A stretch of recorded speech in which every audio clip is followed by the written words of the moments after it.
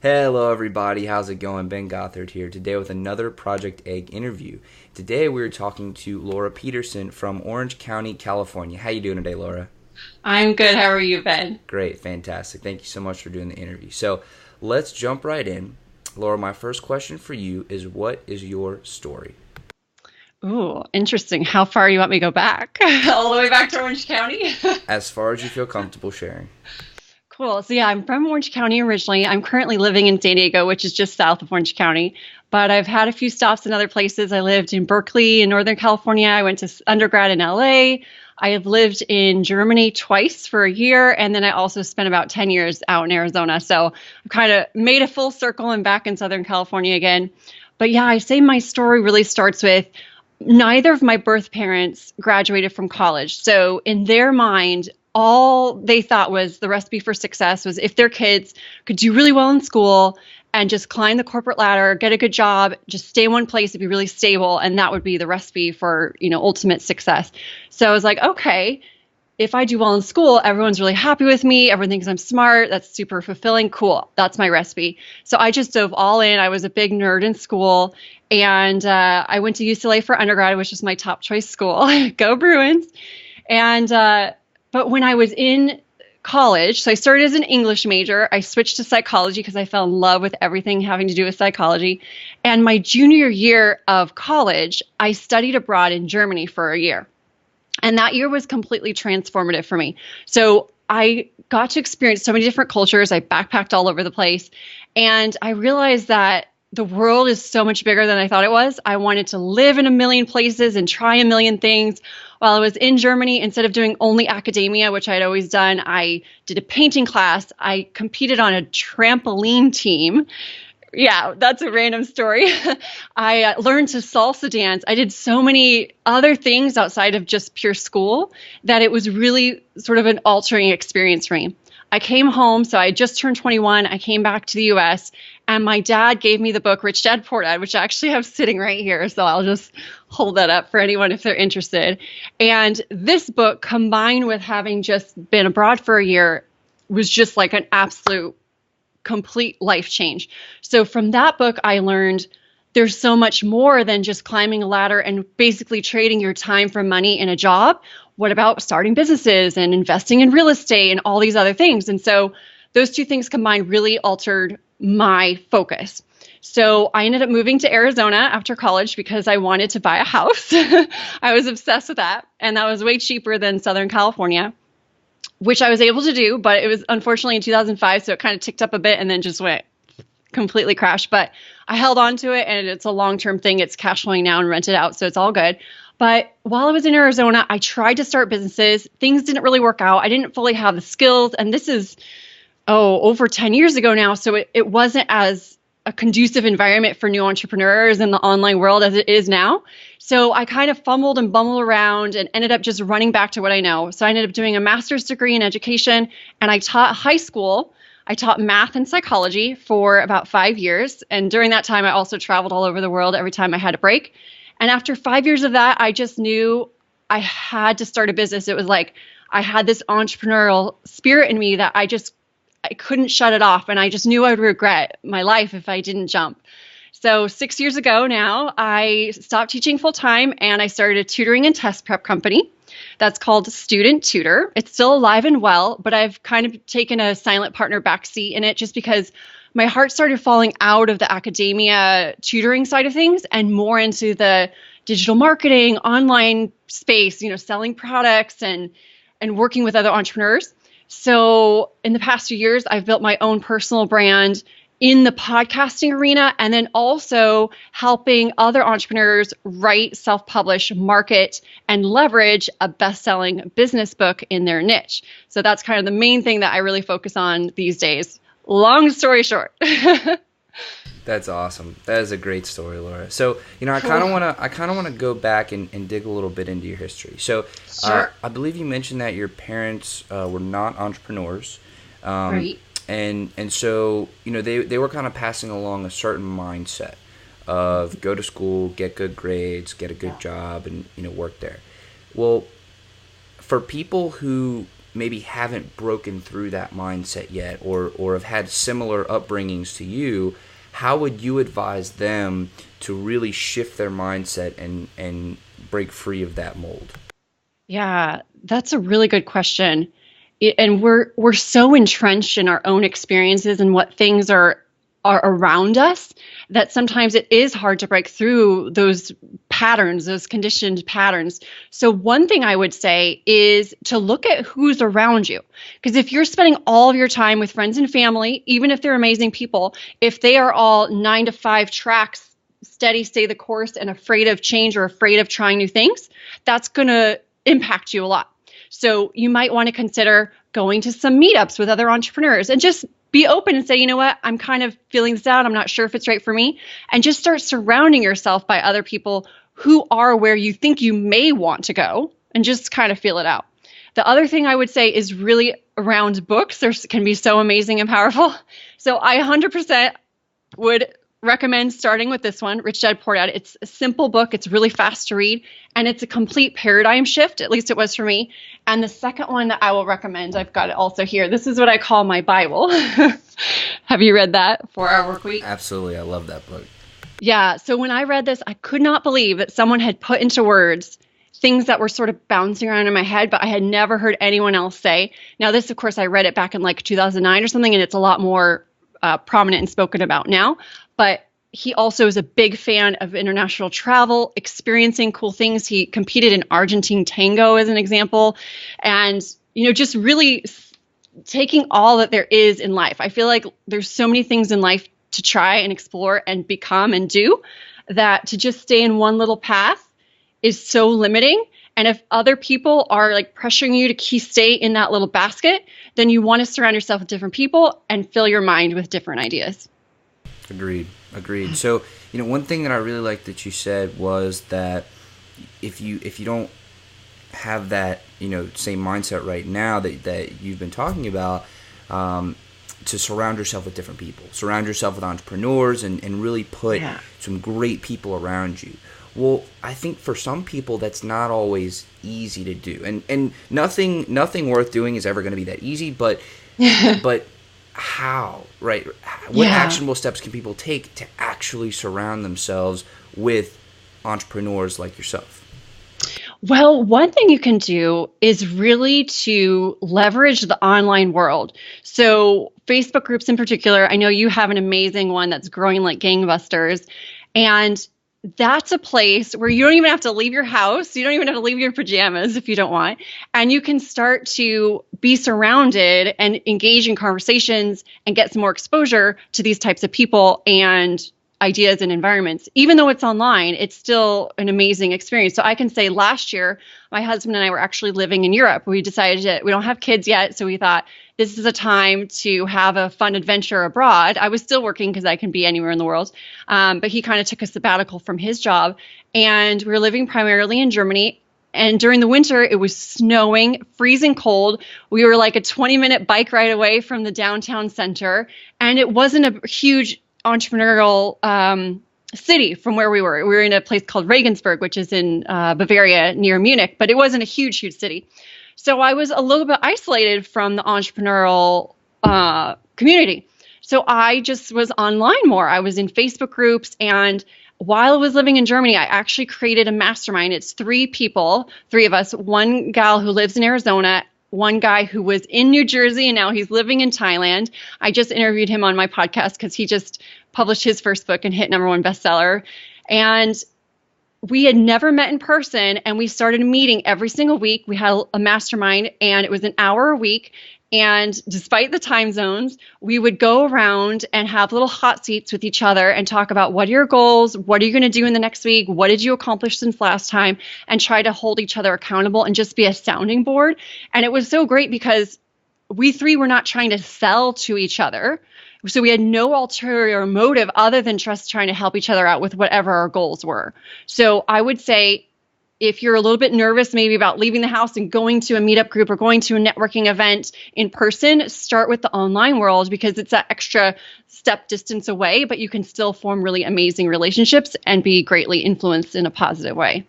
Absolutely, absolutely. I think that's fantastic advice to actually build your own mastermind, Yeah. because then you can pick who you want to learn with, and even if you don't know them as well, this is a great opportunity to build those connections and to network. Like you said, even doing it in your pajamas. So I think that's great advice. So let's talk a little bit about when you were going through school, right? So you were talking about how you were kind of a nerd, which I am too. Yeah. So. Nerd power. Exactly, and how you were always focused on getting really good grades.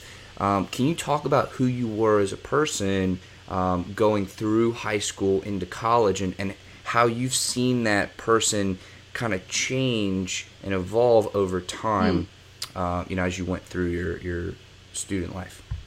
Yeah, that's a really interesting question. The first thing that jumps to my mind when you ask that is in school, I think that most students who get good grades and do well, to a certain degree, get really good at figuring out the syllabus, what's expected, the teacher's personality, due dates and deadlines, how to structure your study schedule so that you can perform on test day. So I feel like school is so structured that with some effort and some brains, you can kind of figure out the right steps and systems to apply to get your goals. It's very linear almost, like you can figure out, oh, X, Y, Z leads to this success. However, in entrepreneurism, that's completely different. It's like you start down this path and then you just get this idea and then you take this course and then you just end up going in a completely different direction than you expected. But I feel like that's almost more growth, allows even more growth than the structured version. So I would just say that if you make that transition, one thing that I've learned is to be a bit more patient and easy on myself and not be so hard and critical if I'm not getting the results I expected in the amount of time I expected, because I think things take longer than you think. And, I was so good at getting good grades in school and getting, stars on my paper from teachers. And then to go to entrepreneurism and I'm like, oh, this is so much harder than I expected. Just know that it's going to take time. And you have a lot to learn. You might even have things to unlearn, even around copywriting, which is something that I help a lot of clients with. The way you write for an academic paper to get a big giant A+ is not the same way you write on a sales page to get somebody to opt into your email list. So there's a bit of unlearning you have to do and then build new learning on top of that. And it's just be ready for a great experience, but you're never going to be bored and you're always going to be growing. Absolutely, absolutely. And I want to touch on something you said about unlearning, right? If we are going to be learning so many new things, as we're going through, whether it be school or whether it be entrepreneurship, our journey as people, we are going to have to learn a ton of things. And like you said, we're going to have to unlearn some things. Well, how do we decipher which things we need to learn and which things we need to unlearn? And how do we know which ideas are which, and how do we know how to parse through all that information? That's a good question. I would say that, whatever you attempt, do your best with your current skills. If you hit a wall and what I know now is not enough, then think about what can I learn to jump that hump. And then once you do that, say, okay, is this as performing as well as it could? If not, maybe take a step back and think, what am I doing? Is it actually fit perfectly for the results I'm trying to achieve? Or is there something I maybe need to let go of doing and replace it with a different practice? So I'd say just being aware and analytical as you go, and just kind of seeing what works and being willing to adjust, even if it's 2 steps forward or 1 step backwards to get 2 steps forwards or whatever it is, to kind of test and tweak and analyze and figure out what's working. The other thing to do is also to look at who else is doing already what you want to do and try to model after them. Now, of course, not copy, but try to see how are they approaching it. So maybe watch somebody else's webinar and take note of what's so convincing and amazing in their story, their delivery, their pitch at the end, and see how you can work that into your own webinar. So to actually look at what other people are doing that's working and try to model off of that is a good way too. Absolutely, absolutely. Because when you look at the people who are already successful, I mean, you're trying to not reinvent the wheel. It's cutting down on that learning curve. And I like what you said about, maybe you can model some aspects of your business after theirs, but obviously not copy it. It's more of like a template to build your own creativity off of. So I want to talk a little bit about your college years. Sure. What really inspired you to choose English as your major? Oh, that's a good question. No one's asked me that. So I had an amazing teacher my junior year of English in high school. And I just loved how he inspired us to analyze the writing and think about how to deliver our writing in a way that really captured the reader and pulled you to the next paragraph and on and on. So I had just such an amazing class that I was like, wow, I think I want to keep going with it. So when I was picking my major, I didn't know what the heck I wanted to do in the future. So I was like, okay, English, I'll go with that. And so I started as an English major at UCLA, and I did enjoy it. I had a lot of courses that were a lot of fun, but they kind of did so much. It was such a heavy, fast pace of read like a huge book a week, write this huge research paper every week, that it kind of sucked the fun out of it for me. So I enjoyed reading and I enjoyed analyzing novels, but not at that frenetic pace. It was like, okay, this really isn't completely speaking to me. And I had started to take some psychology classes, and those I couldn't get enough of. So that's what ended up making me want to switch into psychology. That's incredible. And then once you did go to your study abroad year, can you talk a little bit about your experiences there? Because studying abroad for a whole year, I mean, I know it's probably tough to kind of pick through all those points, but maybe you could share some of your experiences with that and how you grew as a person through that time. Yeah. So to place it in time for you, I did this study abroad year 2001 to 2002.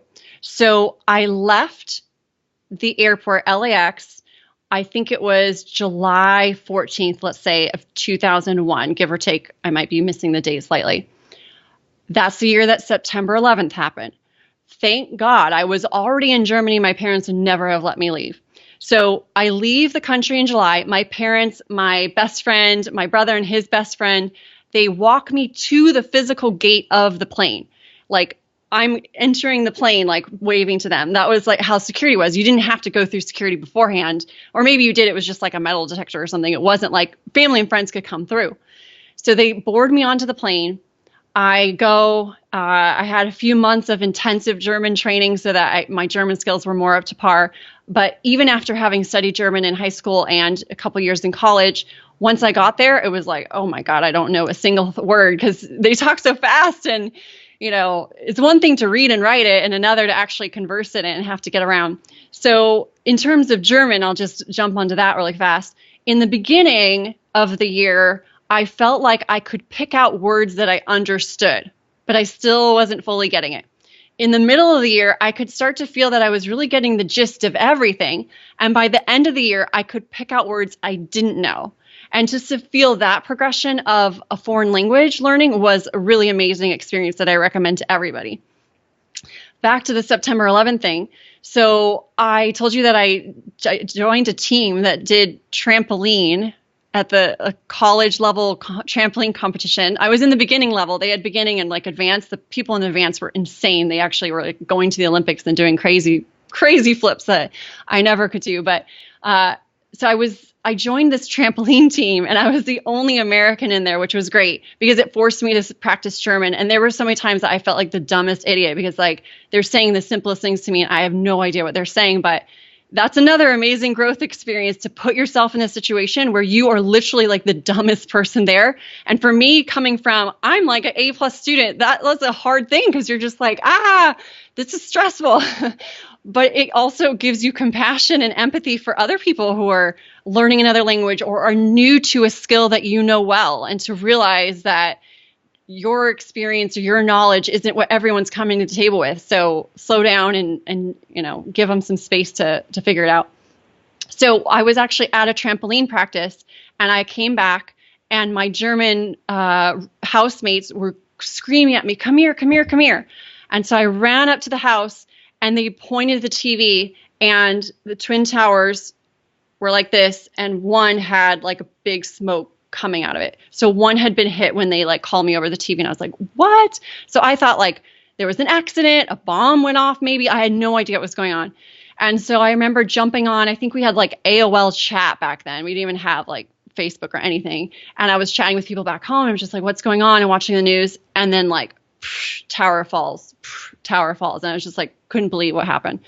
So you guys all know all about that. But it was a very interesting experience to be living abroad during that time. I had a very different experience with it than people back home. There weren't stories of families and the tragedy on the news. Like, you know, the news definitely covered it intensely for a while, and then it dropped off. And even when I came back that following July or August, there were American flags on every lawn, and there were still stories on the news and the TV all the time, which was like, whoa, I didn't even know that was still happening. So I was kind of experienced in a step removed way. But when I came back, they tore my luggage apart. There was like security. So it was a completely different experience going there with security and coming back.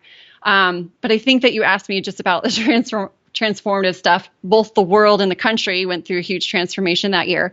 And for me, I think that I realized that academia wasn't the only thing in the world. You know, I did painting and trampoline and salsa dancing and improved my language skills, backpacked all over the place. So that was a huge transformation for me. Really forcing myself to be in situations where I was not strong or not intelligent was a great experience. I think it made me, in the future, a better teacher. And it's a really good experience all around. I recommend that to everybody. Even if you go to an English-speaking country, you know, go to England or Australia, and you're still going to have a great experience, even if it's the same language. Absolutely. So, you know, I wanna now move from your college years to your time as a teacher. And please correct me if I'm wrong, but you became a teacher right once you graduated? So I graduated in 2003. And I actually went to work as helping a real estate agent because I had just read Rich Dad Poor Dad. So I was obsessed with the idea of real estate. So I got my real estate license in California. I ended up moving to Berkeley for a year. I just tried odds and ends jobs. And that was partly because the guy I was dating at the time was finishing his college at Cal in Berkeley, and I wanted to be near him. Wasted year. We won't talk about that. No, that was also a good experience, but not really on the path here. And then I ended up moving to Arizona in 2005, I think that would be, or 4, because I really wanted to be able to buy a house. And while I was in Arizona, I also tried odds and ends things. I couldn't figure out what I wanted to do. I applied to grad school all over the country, and I got into some PhD programs for psychology, and I ended up saying no and turning those down so that I could just knock out my master's degree really fast while working with the University of Phoenix, actually, because back then you could do your master's for free if you worked with them. And so I was an academic counselor. I was helping students who were already enrolled, make sure that they progressed in their studies really well. And I did my master's for free. And as soon as that was done, that's when I went and jumped and started teaching. So I think I was teaching 2006 to 2011. Yeah. Wow. Okay. So during your time as a teacher, can you talk about what you learned, and can you talk about how those same qualities of being a teacher that you developed during your time teaching has now helped you as an entrepreneur, if at all? Yeah. So 2 things jump to mind. One involves working with people, and one involves communication of things, whether that's written or in video and courses. So the first thing with people, I honed my skills in being able to communicate with kids and teenagers of all different levels and also all different personality styles. Because one kid who's like the class clown and wants to, just have attention needs to be interacted with differently than the one who's super shy and never wants to ask a question and is afraid of looking dumb. So I had a lot of practice in being able to identify that quickly in people and then adjust how I communicated with them to let them know that I valued and respected them for who they are. I'm not trying to change you, but this is a safe environment to be able to ask questions or volunteer an answer, even if it's not right. As I know when I was in school, even though I was a big nerd, I never wanted to say an answer because I never wanted to be wrong and look like an idiot. So I don't think I ever said no to a student if they gave an answer and it was wrong. I never said, no, that's wrong. Never. I would say something like, oh, interesting. I didn't think of it that way. Can you explain a little more? Or, okay, well, good start. What if we go one step deeper? You know what I mean? I always would acknowledge it as value and then try to help steer them maybe a little further if they weren't on the right track, but I would never say no. So I feel like that is a great skill that applies to everything in life because you're always dealing with people, and specifically with entrepreneurism as well, because you're dealing with clients and they have maybe a strong opinion of how something should be. And if you're just like, no, that's wrong, you're not going to get anywhere. Or if you do, they're just going to have a bad taste in their mouth. So it might be to say, okay, I understand your goal with this project. Would you also agree that this is valuable too? Or maybe let's look at how we can achieve that in our timeline. And if it's not possible, maybe we need to consider going longer or taking some things off. So you have to just navigate that communication with other people. And I think teaching is definitely helpful for that. The other thing is, I realized like if I made worksheets or assignments on the board or anything, I got so sick of answering the same questions like, when is this due? Will this be on the test? How many points is this? Where do I start? So I got really good at anything I made was crystal clear on what the steps were to do, how to take it. The things I wrote on the board were extremely clear, and they knew what to start the day with without my having to tell them, here's the warm up on the board, start. So I think I got practice and good at creating routines and systems and very clear step-by-step checklists almost for assignments or things that we're working on in the class, just to make it easier on me, but also make it a better experience for them, because then they weren't coming in wondering and confused. They could just jump right in and knock it out. So that has also helped me in courses I create or books I write or step-by-step processes I design for virtual assistants to help me out. Absolutely. Absolutely. And, you know, I want to talk a little bit about the people skills that you were mentioning, because I truly think that people skills are one of the most important things that we need as entrepreneurs. But if somebody doesn't have the wonderful experience that you've had as a teacher, how can they develop people skills? How do they build that trait up or that skill set up? You know, maybe you could share some advice on that. Yeah. So the first thing I think is to get better at anything, you need to have more exposure to it. So some people are just born naturally very charismatic and great at navigating social communication and situations. And some people maybe aren't born with as much of those skills, but exposure, practice makes perfect or makes permanent. It makes you better. So wherever you are now, there's room to improve. And to do that, you need to have more exposure. So maybe that's going to more networking events, engaging more with people online, and just being forced to be in that position more frequently. The other thing that I think is really valuable that I feel like I did just intuitively since I was young. So this is something that if you're not doing or not aware of, now you can be conscientious of it. I try to be really tuned into how I feel when other people behave or speak to me in a certain way. So if someone says something to me and it kind of brushes me off, I really pay attention to how that feels inside of me. And I mark that down and remember it so that I know that if I behave that way to someone else, that's how they're going to be feeling and it sucks. So don't do it. And when someone gives me a compliment on something I'm doing and it's genuine versus not genuine, because you can feel it, I take that in, I take note of it, and I'm like, okay, how can I apply that too? So I think in just really seeing how it affects you and realizing that that's also how it affects other people is a great way to kind of build that empathy and understanding of how you can make improvements and, you know, make a better communication engagement with other people. The third thing I would say is there are always schools and programs where they would love to have you come and volunteer and help out. So you can call up your local middle school or summer camp, and you can go down, or an orphanage. You can go and volunteer and help and work with kids and just be exposed to energy and personality and differences, and just practice that way too.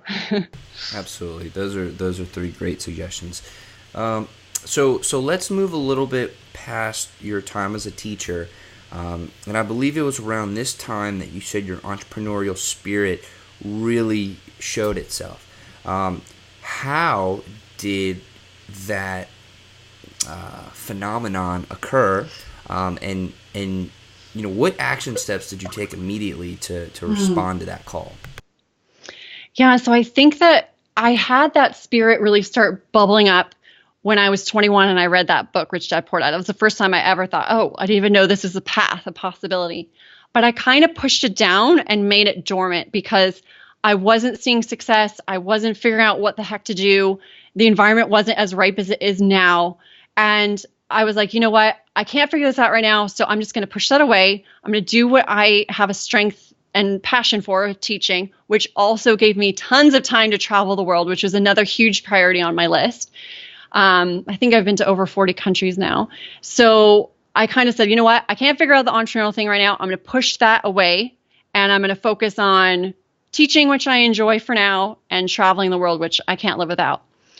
After about 5 years, the teachers at the school I was at were amazing. And I would look around at these teacher meetings and I would see someone who was like board certified and just beloved by the entire school and community. And part of me was like, oh, I'd like to become that. But deep inside, I was like, no, that's not me. I don't really truly belong here. Like, I felt different than everybody else.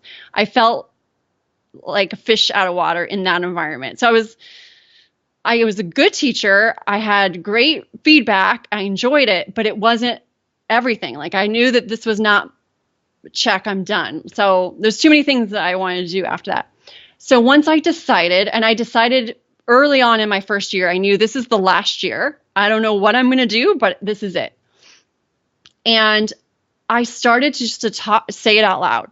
So I remember I was at a salsa dancing class one night and I was a little bit stressed out. I was like, I really want to start a business, but I have no idea what to start. And a friend of mine said, well, if you had to just start it today, what would it be? What would the business be? Just your gut reaction. And I said, well, I think it'd be tutoring because I know education really well.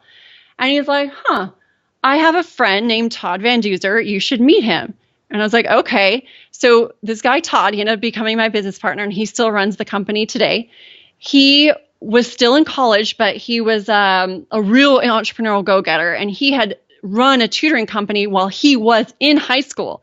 So he was a high school kid running a tutoring company back, a few years before we met, and he kind of put that on the side while he was in college, and he was ready to ramp it up again. So we decided to start something completely new together. He had the experience on the entrepreneurial side. I had experience a lot with the teaching and educational side, and we were just a good match, and that ended up working out. So I think that the lesson to be learned there is to put it out in the universe, tell it to people. Don't be bothered if they criticize it and tell you that it can't work. Know who you should take advice from on that. If it's someone who's never done it, don't listen to them. If it's someone who has done it, then okay, give it some credence. But yeah, just put it out there. And, I'm not really super woo-woo spiritual and stuff, but I do believe that the more you say something out loud, the more people are then able to say, oh, now I see how I can help you. Now I see these connections that could close the gap. But if you never say it out loud, no one knows how they can help you. Absolutely. Absolutely. So there are a few interesting things there that I kind of want to touch on. But I really want to talk about how you and Todd, I believe you said his name was, Todd. How did y'all start your professional relationship, right? Because, when we're picking business partners, that is a really, really important thing. I mean, you can almost think of it like a business marriage, right? Like you're coming together and you're sharing things like that. So there's a certain vulnerability with that person that you need to make sure that you trust them, right? So how did y'all start building that relationship, and at what point did y'all say, okay, let's do this together as a team? Yeah, that's interesting. You haven't really thought about this in a while. You're asking really good questions. So I think that for us, it started with we met for coffee a few times and just talked about our ideas or our visions of what we would want it to be. And you can start to just get a vibe on how you talk with each other, what your ideas are, what your goals are for the business. If your goal is to build it to a certain point, it gets acquired and you sell out in 3 years, but someone else is like, no, I want to build it so it's cash flowing and keep it forever. You're not on the same page. So you have to know going in, what are maybe your end goals around the business. I think the other thing that in hindsight, I didn't realize at the time, but in hindsight, knowing even more now about personalities, I think it's great to find someone who is sort of like a yin to your yang. So I don't know if you've heard of the DISC assessment, DISC, but that one's a really great one that a lot of companies start to give to their prospective employees. So D is like domineering, dominant, like alpha. I is influential, I think. So it's more like outgoing, fun, let's go. S is steady. So still likes people and stuff, but like instead of going to a party, their idea of fun is maybe having 5 friends over for dinner. A bit more steady, a little bit more routine and regimented. And then C is compliant. So those tend to be people who really like step-by-steps and systems and clarity. So they're often like accountants, CPAs, and things like that. So Todd is very high DI. So he's like, has to be alpha, very outgoing. I'm more IS. So I'm outgoing, but I'm also like, well, let's slow down and think about, the steps that are going to take us to get there. So I found that actually a very good combination for a business partnership. So it's something that you might want to consider looking in. You can take, I think, it for free online and just get your like a basic idea of your own, assessment. But you might, as you're listening to this, you might even be able to identify yourself. What are my strongest ones? Probably, as you listen, and then look for someone who's maybe a complement to that versus someone the same. Because if Todd and I were both D, we're going to be like, no, it has to be my way the whole time. Versus he's more D and I'm more like S. I'm like, okay. If we have a tie, we'll just let you run with it because you're the one who's the official leader, that kind of a thing. So I think that is something important to keep in mind when it comes to business partnerships. But definitely, it doesn't always work out either. I tried others in my past. So when I was in Arizona trying all these other things that didn't end up working, part of that was business partnerships not working out. So Todd and my relationship wasn't the first one that I tried.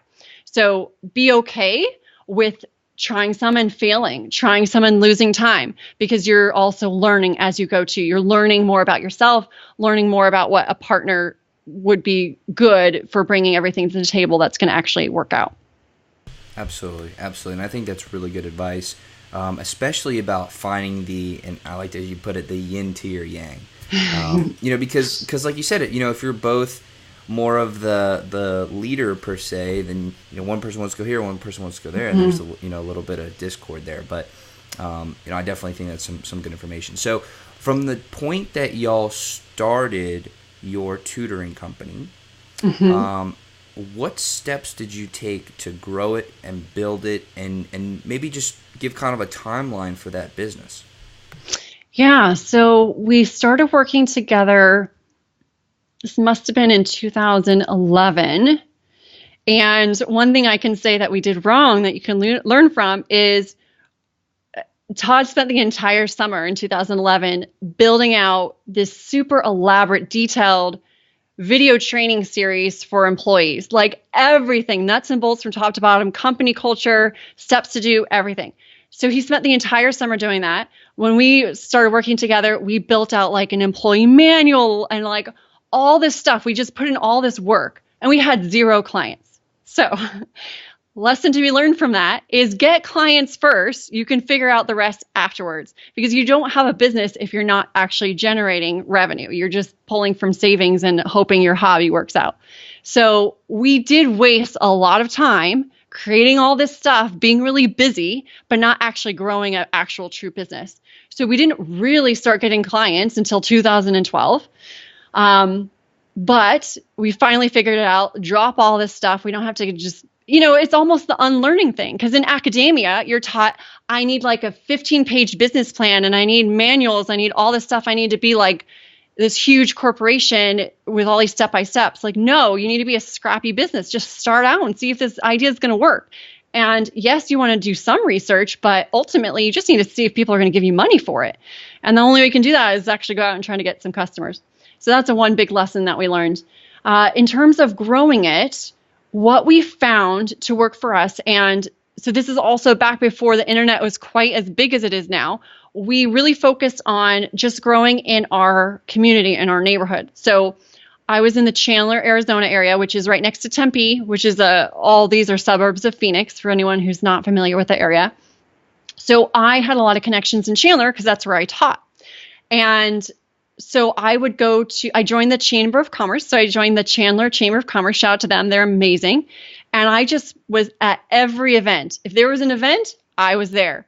And over time, people saw I was consistent. People got to know me. People got to like and trust me. And they started to give me their business. First with their own kids, maybe to test it out a little bit, had a good experience, then they started referring their friends. So I think that was a huge way that really helped us be successful in terms of growing our business in a grassroots way. We also have then since grown online and have clients all around the country and even outside of the US. And I would say that the number one thing that helped us grow in terms of online was actually SEO. So we started writing a blog 2012, 2013. I have to check my records to tell you exactly, but we did start a blog fairly early on, and we put in a lot of valuable content. It was like we wanted to kind of write like definitive guides to like make it really quality stuff, not just like slap out 400 words and just say, yeah, I have a blog. And with images and checklists and all this kind of stuff. And that blog ended up being linked back to from other sites. We were really good with keywords, especially local keywords. So we were like #1 for Chandler math tutoring. So we just did a really good job in coupling that SEO with our blog to the local search that we were also becoming known for by having a physical presence. So I'd say those two things are the biggest contributors to our growth. Wow, that's fantastic. So, when you're doing all these things and you're building your business and things are going well, it seems like you may have had a few things on the side that you were, business-wise as well. So maybe you could talk about some of those things on the side and how you balanced your main business with those. Maybe they were passion projects, maybe they were other businesses. Maybe you can just talk about, all those things. Yeah, that's a good one because I feel like if anyone has a bit of that entrepreneurial spirit in them, they almost maybe get bored with anything they're doing after a little while. And they're just like, oh, what's the next shiny thing I want to start? So I can say for me personally, while I was still working full-time with Student Tutor, a friend of mine was doing the podcast for a big internet marketing association. And he was the podcast voice because he knew the guy that started it. So they had a connection, and he has an amazing voice for radio. His name is Dominic Sirianni. Shout out to Dominic. And he also had a full-time job. He's high up in an educational company. And he reached out to me. He was like, hey, I'm so busy. Would you mind listening to my podcast before they go live and writing up the show notes, really detailed, pull quotes, turn those quotes into tweetables, maybe some images and things to just help promote the show? I was like, sure, that sounds fun. So by just doing that, I unlearned and learned more about how to write short things that got people interested in clicking, interested in sharing. And from that, I realized I love podcasts. I became obsessed with listening to podcasts, and then I was helping on the back end with the content production. And I just loved more and more of the digital marketing side of things. So as that grew, I ended up being hired on by a media company to help them with their clients with social media. I got even more exposure to all that stuff. And as that kind of grew, I then ended up having to have a conversation with Todd at Student Tutor. It was like, okay, I'm kind of falling more in love with this side of things. Could we work out something where I'm not as involved day to day with Student Tutor, but still shout you out, still help out where you need me, but you kind of really take the full reins of that. And so in that, I figured out the transition of moving a side gig into now my more full-time thing with my personal brand with Copy That Pops. And now I have another business partnership too, which we probably don't have time to get into. But yeah, I feel like there's always something interesting else to try, but you do have to just sort of test and tweak, like we talked about before, to see what is that right balance of assigning time. Then the other thing I'll just add is once you get to the point where you are able to delegate, being able to systematize and document the steps of things that you do. If you can find someone else who can do it 80, 90% as well as you can, and it's an affordable rate, you need to get it off your plate so that you can focus on the higher end things that no one else can do. Absolutely. Absolutely. So, we talked a lot about your past, and, I do want to thank you for sharing that. But I want to know about right now. I want to talk a little bit about the present. What is your biggest focus as of right now?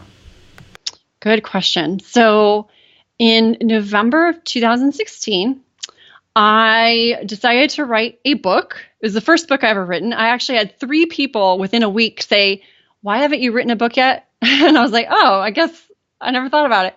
So I decided to write and publish a book in 30 days. And my stretch goal was to hit Amazon #1 bestseller, which I did. So I have it right here. No small book either. So I wrote this book, and it's called Copywriting for Podcasters: How to Grow Your Podcast Brand and Business with Compelling Copy. So it's kind of a very niche combination of 2 of my nerdy passions, writing and podcasting. And that experience was very great for just my own growth, getting more clarity about what I do know and what I want to be known for. It raised the authority of my brand and expert status. There's still this magic and cachet around being a published author, and it's never been easier than it is now to self-publish it. You don't have to wait around for someone to discover you and give you a publishing deal. So by doing that, I had so many people start reaching out to me and asking me, "How did you do it? Can I have advice? Tell me more." And so I've now coached, as of yesterday, I had a client go live, and he hit #1 bestseller in all 3 of his categories in 5 different countries. And he hit #1 in 1 category in 6th country. So all my students keep doing even better than I did. But I've now helped 7 other people, and myself included, would be 8 people in a row hit Amazon bestseller with their book as a first-time author, no ad budget, and no giant email list. So that's my main focus. And I recorded my videos of coaching people through it. I put it inside of a course. And then I also broke down steps with videos of my nerdy teacher in me on exactly what to do to write, publish, market, and then leverage a best-selling book in your niche. Just focusing on entrepreneurs. Wow. That is incredible. That is incredible. So, I think you've been providing a ton of value so far on the podcast. I think we can step it up a little. I think we can beat it, right? Okay. So if you had to give a couple steps of how to actually become a best-selling author, what would you say those steps would be? Okay. So in my course, I teach something that I call TRACK, TRACK. I will tell you the 2 elements of that are the most important. Okay, so one is the A and one is the C, but I'll start with the C. So C stands for categories. So when you publish your book, and I usually coach people start with their Kindle version because you don't have to deal with the print version quite yet, is you are allowed inside of Kindle, and we're talking about Amazon publishing and Kindle, kdp.amazon.com, which is Kindle Direct Publishing. You're able to pick 2 categories, and then they place you in a 3rd one that's like more based on books, not just Kindle. And where you choose to place yourself has a huge impact on the competitiveness of who you're going up against in terms of getting the bestseller. So one other caveat I'll say is that Amazon updates its rankings every hour. So in principle, you have to sell more books than all the other books in your category in 1 hour to get that top ranking. Now, it's not as simple as that. They take other things into account, but they do give more of a preferential bump in their algorithm, from my experience, to books that are new, because Amazon wants to give its buyers the newest, most exciting stuff that's really relevant to what they're looking for. So they do update very frequently, and they give a bit more juice to books that are newly published. So if you're able to pick a category that is relevant, I don't ever condone picking some random category that has no books in it just to get the title, but it's not actually relevant to your book. So do your research so that you can see what categories are relevant and be able to discern which ones are less competitive than another. Go with those, and you're going to have to do less marketing to hit your goals, essentially. So that's C in the track. And then the A, which is also very important, is what I call attraction-based marketing. So what I teach is you don't have to run Facebook ads. You don't have to have a huge email list. If you have skills in those things, go for it. It's going to be even easier for you. But what I like to do is even as you're writing it, as you're publishing it, you're constantly sharing it, sharing updates, involving your audience, however big that is. It could be just your friends on your personal profile in the process of the book writing. So, for example, I had a designer who designed the cover, and I gave like a draft of the cover out to my friends on Facebook and in a couple groups that I was in, and I asked for feedback or even vote. What colors do you like it to be? And I got more engagement on those posts than anything I've ever posted. I mean, you get like hundreds of people commenting on their opinions of your cover. Now, these are all people you're also sneaky marketing to, so they know you have a book coming out. They're a little bit more, tuned into it. So when it is live, they're like, oh, I was a part of helping her pick a cover. I'll go and buy it. One thing I can give you as an idea as well about how valuable that can be, not only for marketing, but for making your stuff better, is see this little O in my book? It's got a little microphone in there. So when I originally first did that, it was just a microphone on its own in the place of the O. And I had about 30% of commenters say, oh, I read that as pidcast, not podcast, because the microphone looked more like an I to them. But it did not even occur to me, because I had it such in my vision that was a podcast O, that it didn't even occur to me. And so from that, we were able to adjust it. Okay, let's make the podcast mic, come out of the O so it looks more like an O shape. So you're getting valuable advice for free from real potential customers, and you're marketing to them in a way that doesn't feel pushy or scammy, and just really involving them in the process so that when you do go live, when you do launch, they're more willing to see that you've been committed, that you're, out to really help people, and they feel like a part of the process and the journey. They're more willing to go and support you. Wow, that's incredible. So I want to talk a little bit about the future, right? Because we've talked about your past, we've talked about what you're really focusing on now. We had some great value of how to become a bestseller ourselves, so thank you for that.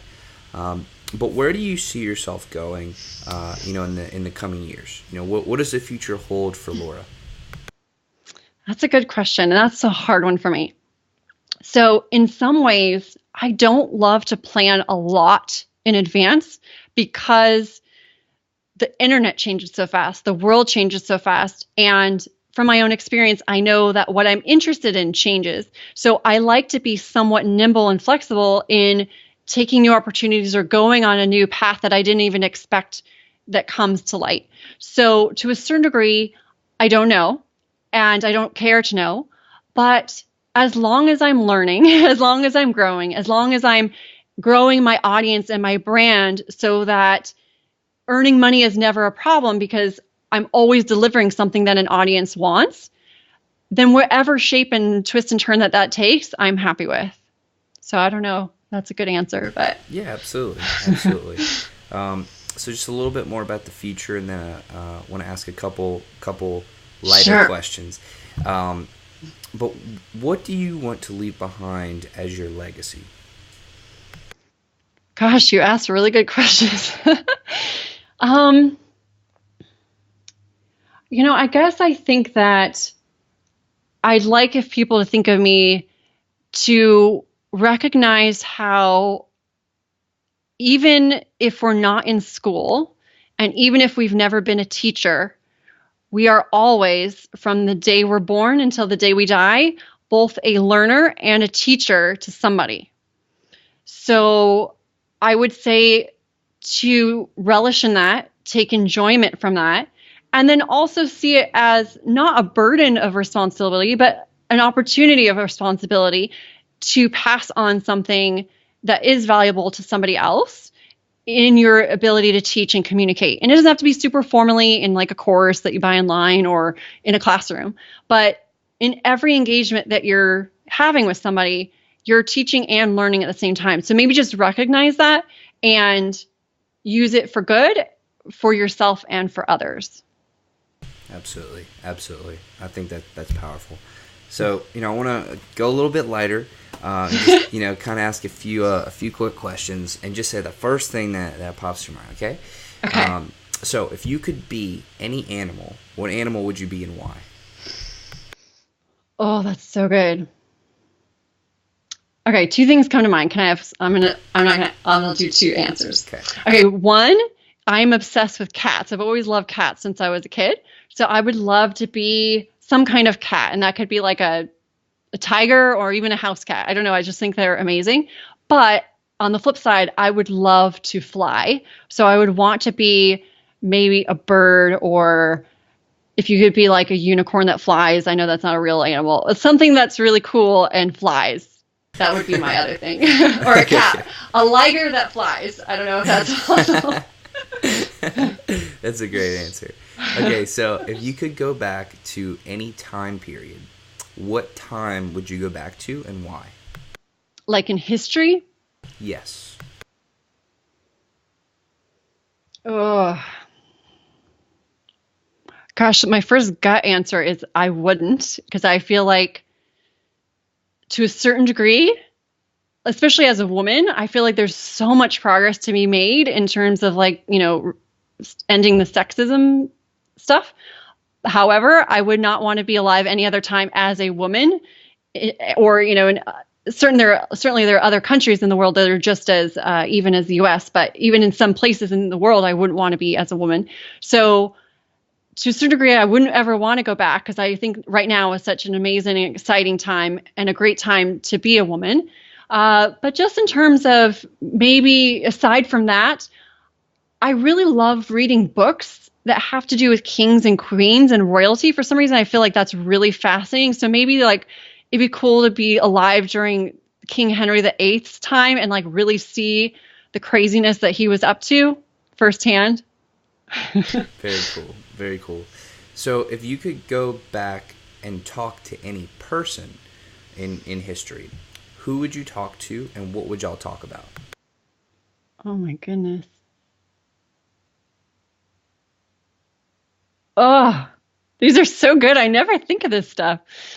Well, the first person that comes to mind, he's actually still alive, is Neil deGrasse Tyson. I love him.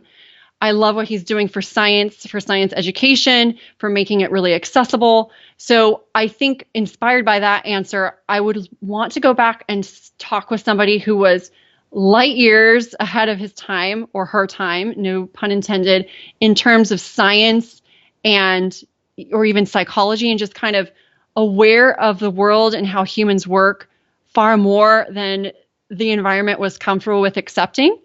So maybe somebody like Einstein or Galileo, someone like that. And we would just talk about science, and I would love to be able to say, okay, you're right about this, keep going, or okay, history has shown that doesn't really make any sense, or whatever. Absolutely. Absolutely. So if you were on stage and you were in front of a crowd of 1 million people, and you had to pick one song to sing karaoke style, what song would that be? I would never sing in front of that many people. I barely sing in front of like 5 of my friends. I am not a good singer. If I could do it well, the first thing that comes to mind is something from Shakira in Spanish. So like La Tortura or something like that. Awesome. So, Laura, I do want to thank you so much for jumping on the interview. It's been a great time for me. I hope it's been fun for you. Absolutely. So, I do just have one more question for you. Is there anything about yourself that you think is an important part of who you are that we did not talk about today? In other words, what did I miss? Gosh, I think you did an amazing job. I've not been asked about 90% of the things you've asked. So I think that's really cool because I do a lot of podcasts now. So I guess one thing I would just say, and it's also maybe half advice as well, and ties in a bit to what we've talked about before, but just be really open to new experiences and opportunities that you can't plan for. So I'll give one example. When I was teaching, I taught math and psychology, but as a math teacher, that was part of STEM, which stands for science, technology, engineering, and mathematics. And right around the time I was teaching, it's probably still the same. People were really trying to encourage that in students and get kids more excited about science, math, technology, and things like that. So I came across this opportunity to get to do a zero gravity flight for free. And I was like, sign me up. So I actually got to do a zero gravity flight. I have the coolest pictures where I'm like the only person upside down on the wall and everyone else is like still starting to float up. So that's not something I ever even knew was a possibility. It's not something I could have planned for. And I only was able to do it because I happened to be teaching math. So it was all this right place, right time. But I had my eyes open and, willing to take advantage of opportunities. And although it was free, I still had to pay for my own flight round trip to do a training and then to actually go and do it hotel. So, it was a cost to me actually to do it, but it was so worth it in the end for the experience. So I would just say, whether you're an entrepreneur or not, no matter what stage you're in, and just be really open to those different opportunities as they come, because you never know when they will, and they can end up being some of your best memories. Wow, that's great. So, Laura, again, I want to thank you so much for jumping on the interview today. It's been an absolute pleasure. So thank you for that. To everybody who's listening, I want to thank you. Y'all are the reason that we do this, and if we can positively impact your lives in any way, shape, or form, then that is good for me. So thank you so much for listening. Laura, thank you again. This has been another Project Egg interview. Today we've been talking to Laura Peterson from Orange County, California. Take care, everybody.